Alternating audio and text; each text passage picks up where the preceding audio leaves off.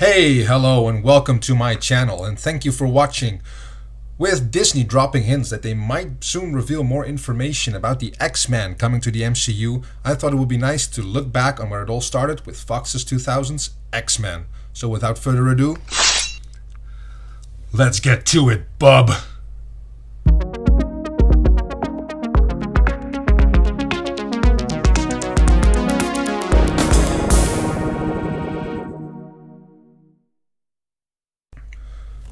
So, the first X-Men film to be released by Fox back in 2000.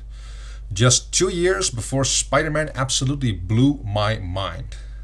That's not to say I didn't like the X-Men, nor that I think Spider-Man was the first superhero that was really mind-blowing. But we've had films like the Teenage Mutant Ninja Turtles or Batman before. But the X-Men films were never as much of a spectacle as I remember it being from the cartoons or the comics. So today I'd like to look back on the X-Men franchise, starting with the first one. The film actually opens really strong, Xavier narrating a short introduction to the existence of mutants, followed by an emotionally powerful scene at a 1944 camp in Poland that introduces us to this little kid that first discovers his powers. And this is quickly followed by another scene of Rogue discovering her powers as she accidentally hurts her boyfriend. As we move on to Jean Grey debating with Senator Kelly about a mutant registration and if mutants are dangerous or not. And it's just in these short scenes that they really establish the world really well. Even if you're not familiar with the comics or the 1994 cartoon, it really shows you how mutants are seen and treated and how it can affect their personal lives.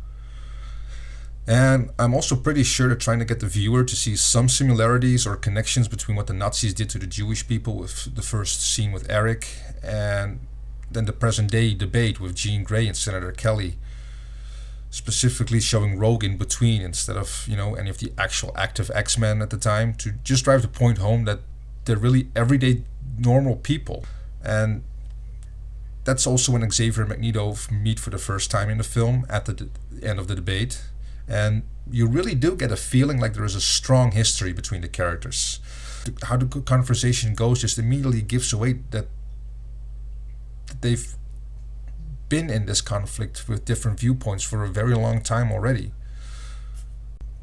And as the film continues on, we see Rogue getting dropped in a small town where we're introduced to Wolverine, who's currently cage fighting at this bar, shady bar. And as a new fighter gets in the cage with him, he doesn't even care enough to look up or guard himself against the guy. And of course, the moment the guy throws a few punches, Wolverine absolutely kicks his ass. And a bit cliche, but the guy comes up to him at the bar later on, to make trouble because he lost. And of course, Wolverine gets pissed off because he's being bothered and shows off his claws to the guy. And he basically gets kicked out for being a freak, showing that mutants really aren't welcome anywhere. Now, Rogue has basically seen everything at the bar here and catches a ride with him without him knowing as he leaves town. Of course, she makes a little bit too much noise, so Wolverine stops the car, discovers her, kicks her out, wants to drive off again, and then basically discovers he has a little bit of a heart anyway and stops the car and lets her back in anyway. And we already got to see Wolverine being tough, he can take a beating, that he has the claws, and as they get surprised by an ambush from Sabretooth and he's thrown out of the car, he gets back up and you see him sniffing, he can smell Sabretooth. And on his forehead he has a wound which starts healing immediately, so they really establish all of his powers at the start, so that even if you're not familiar with the character, you know everything that's up. Now, a lot of people seemed kind of miffed that Sabretooth and Logan did not seem to have much of a connection here in this scene or later on, while in other films they're established as brothers of sorts, and also with Cyclops and Storm just showing up on the scene there. But I don't think that's completely fair. In the scene afterwards, where Sabretooth and Magneto have a talk about Sabretooth failing to pick up the mutant, Magneto snatches Logan's dog tags, which Sabretooth took from Logan. And as Magneto leaves them on the table and he's like, all right, let's go, Sabretooth quickly snatches them up. Like he looks back and he's like, nah, I can leave those. So it seems like there is a connection there for him. For Logan, it makes sense that he doesn't remember Sabretooth there because of things that happened in Wolverine Origins, if that still kind of counts, because I think after it kind of flopped, most people were like, that movie never existed. So, but yeah, they did leave some openings that there could be connections between the characters here. They don't really go into it. And as for Cyclops and Storm suddenly being there, Magneto even notes Charles as being the cause of it, and also when the conversation with Sabretooth, and also at the start of the film when Magneto and Xavier first meet for the audience. Magneto notes that Charles was looking in his mind. So we can assume that Charles knew Magneto was planning something, and with the help of Cerebro, they were probably not that difficult to find, what he was looking for and who he was looking for. And that they kind of arrived at the same time as Sabretooth is just, plot convenience, just for the sake of it. But it gets a pass from me. And I just want to say that the secret X-Men headquarters underneath the mansion looks absolutely amazing. You see most of it as Logan wakes up and he gets lured to Xavier's office, so he's like wandering around, and we're introduced to one of the few flaws in the X-Men franchise as well. Because as Logan enters the office, Xavier is meeting up with a bunch of students, and they all leave the office, and then one of them forgets her bag, and she goes back and then takes her bag and walks straight through the door. It's like, hey, people, Kitty Pryde, wink. And then the moment the character gets a different role, we get an actress of a different age, and they do that a lot. Jubilee, Emma Frost, and I think quite a few other characters. Just wanted to get that out there. But throughout the film, we get to meet quite a few more X-Men that make up the main cast, but none of them really get quite as much development as the main characters, Rogue, Logan, and Xavier Magneto. Some of them, like Mystique, are just absolutely freaking badass in this film. And I absolutely love the makeup they did. There is one more awkward thing in this film, kinda, which really stands out. It's an awkward line by Storm, where she goes like, what happens when a toad gets hit by lightning? The same thing that happens to everything else. And then one of Magneto's minions gets electrocuted by her lightning. And it's like, weird. But apparently there were a lot of deleted scenes where Storm makes a comment about like what happens when, and it was supposed to build up to this joke. And they removed the entire setup, but left in the punchline, leaving it just really, really weird. So if you ever wondered about that scene and didn't know yet, there you have it. Another scene which I absolutely love though is when Wolverine accidentally gets stabbed by Rogue.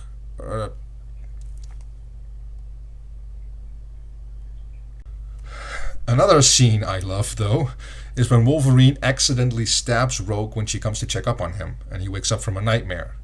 And in a reflex, she touches him, and that's when she learns that not only does she hurt someone when she touches them, but in the process, she actually drains their powers from them as well. Does healing herself, because that's one of Wolverine's powers.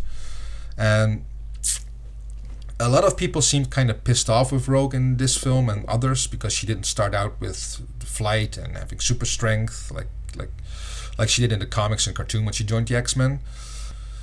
And at the time, I still held out hope that she would get those powers further down the franchise, and sadly that never happened, unless it's in the Rogue cut for Days of Future Past, which I haven't personally seen just yet, but I will check it out before I do this video about that film when we get to it. Now, as I said at the beginning, the film starts out really strong, but the rest of the film has a pretty silly plot though, in my opinion. There's a machine that will force people to mutate, built by Magneto, and it's also why Magneto needs Rogue, because the machine drains Magneto too much. So he needs Rogue to take his powers, so he can use Rogue as a battery to start the machine to mutate the world. And it's kind of a cartoony villain plot to me.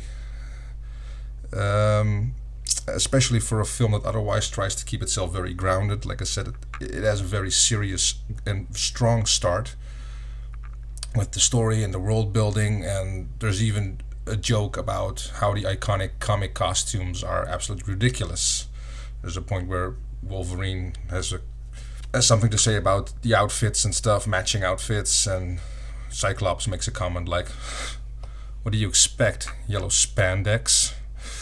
And when you approach something like that, it feels kind of ridiculous when you use like such a cartoony evil master plan. But other than that, the confrontation with Magneto is pretty fun and cool. It's showing just how strong Magneto is as he defeats the entire X-Men team. Sorry, English difficult. But yeah, as Rogue is safe though, there's also a very nice wink to her comic book appearance, as the machine left her with like a white strand of hair, which is a nice nod to the comics and the cartoon. So yeah, all in all, the movie was fairly entertaining though. It's a really strong start, bit of a silly feeling villain plot compared to how the film felt at the beginning, and it's also very much more a Logan and Rogue centric film, with Xavier and Magneto having really strong side roles as the mentor for each side of the conflict on which the mutants stand, rather than it being a really true X-Men focused film. Like the old cartoon usually had way more focus on like the entire team itself, and this one is really more centric on the first two characters. But the film has aged surprisingly well though, especially for being one of the earlier superhero films of this scale in the beginning. And even the effects, they aged pretty good, I think.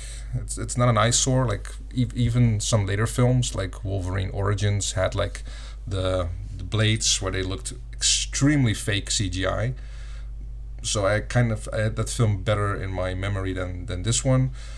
But surprisingly, it actually looks better in the first film for some reason. But yeah, one thing I do really like about these X-Men films from Fox though, because there are very many things to nitpick on the franchise, but there's one thing that I really like, is that it stands on itself. And what I mean by this is that mutants are basically established as the only type of superhero in this world. And that's a really good thing, especially when it comes to the topic of mutant hate by the public and everything. Because when you have the entire Marvel world and you have Captain America and Spider-Man and Thor, and the entire crowd is like, yeah, those are my heroes, woo! And it kind of becomes extra strange when you're like, oh, but you're a mutant. It's like, as long as you're a science experiment or some supernatural force gave you your powers, or a weird experiment, who knows what, then it's cool. You're a hero. Great. You do you. But I guess if you were born that way, you're dangerous and unaccepted. So, yeah.